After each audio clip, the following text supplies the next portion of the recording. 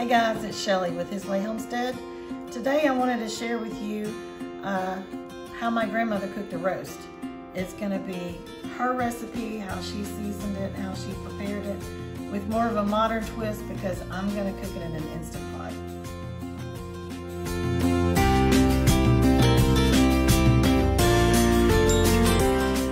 So I have about a 4.5 pound beef roast, and what I'm going to do is cut slits in it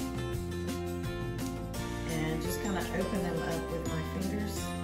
And I've already sliced some garlic. I have kind of big chunks, and we are going to put those down into the slits as much as we can. This is actually a little bit larger roast than what I normally cook, but this is what Sam's had on clearance, so it's a bigger roast. So I'm just gonna keep doing this, just 5 or 6 slits, however many you want to do. This side is the fat side, so I'm not gonna put them in that. So stick this in here, and we're just gonna salt it really, really well, all over the sides, really good. Pepper,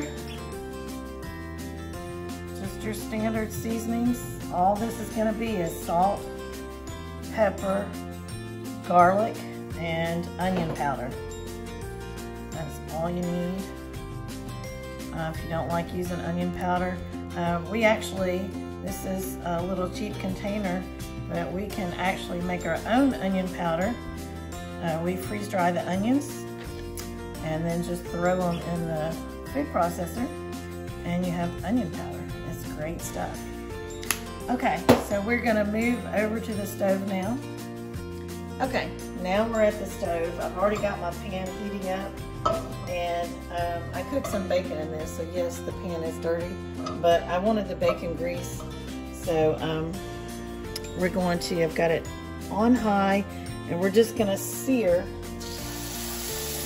each side of that roast.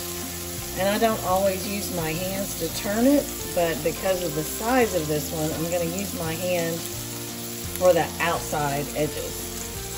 So we're just going to let it sear for, I don't know, maybe a minute or so. We want it to turn brown. I love watching Worst Cooks in America, and Ann Burrell, or whatever her name is, she always says that brown food tastes better. And so now whenever I cook, and I've cooked for years, I love cooking, but now whenever I cook, I always hear her in my head saying brown food tastes better. So we want to get it nice and brown. That's got good color on it. So I'm just going to turn it. And again, we're going to sear each side.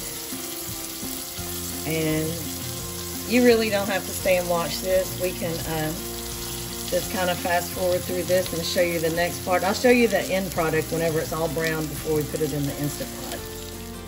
Okay, wanted to show you the roast. It's all browned and pretty. Brown food tastes better. And now I'm gonna try to lift it with one hand and put it in the Instapot. It should fill it up pretty good. Okay, I sliced an onion to go in there. You can add carrots, potatoes, whatever you would like. We are a low-carb family, at least half of us are, and so I'm not going to put carrots or potatoes in there. And normally I would add bone broth as my liquid. I normally have some in the refrigerator just already cooked and ready, but I don't have any this week, so I need to, for one, I need to cook some. Number 2, I'm just going to add water, and I'm going to put in 2 cups because I want some gravy whenever we're finished. And let me reach over here. Sorry, grab the lid, put it on. Make sure to lock it into the steam position or whatever that is back there. And I'm gonna hit the meat stew button, and that's it. In 45 minutes, I'm just gonna let the pressure release naturally, and I will show you the finished product. See you later. Okay, so we've got the roast out of the Instant Pot. It was in there for 45 minutes, and then I just let it the steam off naturally. So I am just going to cut it. Let's see how tender it is. Already cut some from the other side, and my husband already grabbed a piece. I wish you could smell this. It smells incredible. So I think because this one was so big, it didn't get cooked all the way through. So I'm gonna slice the whole thing and put the pieces back in the Instant Pot. And I'm just gonna let it cook a little bit longer. Usually the roast that I do are about half the size. And so they would be completely done, and you would be able to pull them apart like this with a fork. But this one needs a little more time, no big deal. We'll just put it in there a little bit longer, and we will have lunch ready for tomorrow. See you guys later. Okay, we're back. I kind of took a break because last night we decided to do a family game night. So I put my roast in one pan in the refrigerator, and I put all the drippings in a different pan. So today I am going to cook down the juice that was in it. And again, we are low carb, so I'm not going to make like a gravy with flour. I am going to turn the heat up on this and let it reduce, and it will naturally thicken some. It's not going to thicken like a gravy, but all the flavors will concentrate in it, and it will still taste like a gravy without having the flour and the extra carbs and calories in it.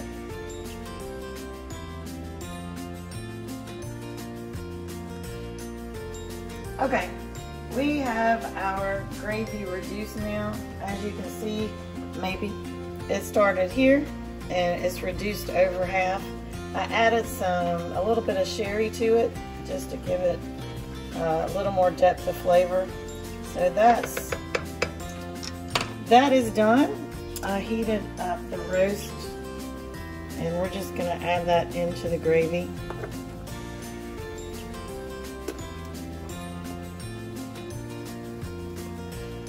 It's not in slices anymore.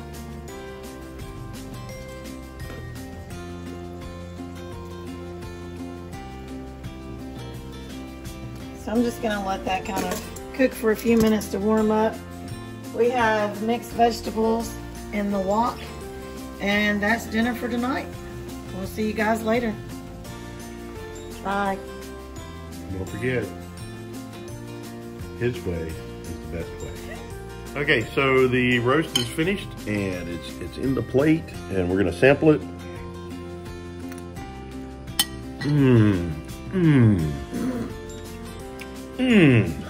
That is so good.